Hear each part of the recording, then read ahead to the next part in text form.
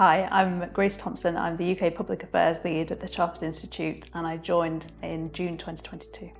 I think my role has developed in many ways and helped me grow as a person in skill sets. I think being able to take on and manage a team has been really key for me.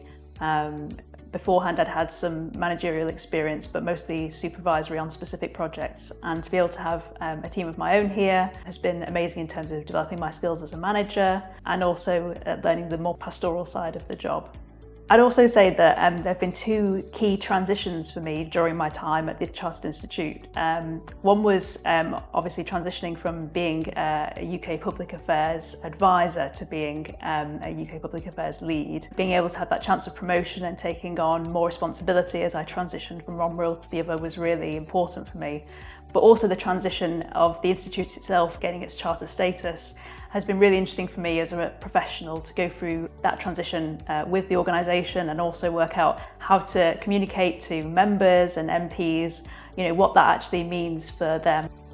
The role of a public affairs team is always quite wide-ranging in any organisation. I think we have considerable impact on behalf of our membership, particularly when we're engaging with MPs on small business issues. So for example, I've been part of setting up the E-commerce Trade Commission, which is a body which helps small businesses engage with e-commerce exporting. So we convened that at the Chartered Institute and I was pivotal to helping set that up. That has been a really good advocacy tool with government to help them understand some of the barriers that e-commerce exporters face as they're trying to trade cross-border. And we've been able to put together some policy recommendations which we're going to present to the government in due course. And so that's one example of an advocacy tool through a grouping of similarly minded organisations which can push forward impact. Another key area of impact was from our Policies for Progress paper which we released earlier this year.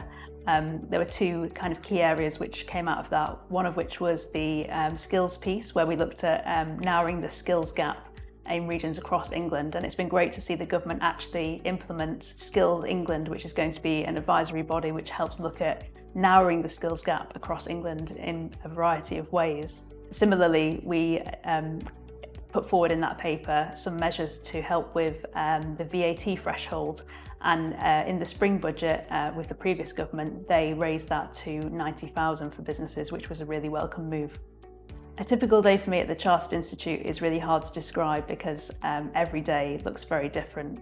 I can be doing anything from writing letters to ministers, to advocate on certain issues, to attending roundtables on specific policy areas in order to gain knowledge and to make contacts.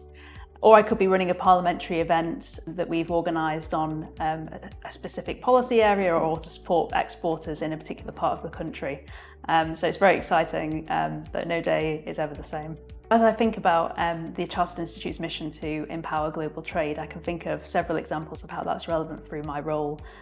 For example, we've supported on different pieces of policy work to help with gender equality across the world and particularly in developing nations. I think that social justice aspect of international trade is so important and often overlooked. Similarly, with a policy paper that we released last year with Think Global, looking at regional trade disparities across the country, we looked there at different areas which weren't performing as well on their services export potential, and there was a high correlation in terms of whether that area was deprived or not in terms of the poverty line. And so again, when we're thinking about empowering businesses to engage with global trade, we've got to think about how we support them from the outset, not just how we support them when they're actually exporting. I would say if you're thinking of joining the Chartered Institute, do get in touch and apply. One of the amazing things about working here is just the huge variety of people we have working in different departments on so many different projects. And all of the projects really interesting and engaging. And I think if you join, you'll definitely never have a dull day.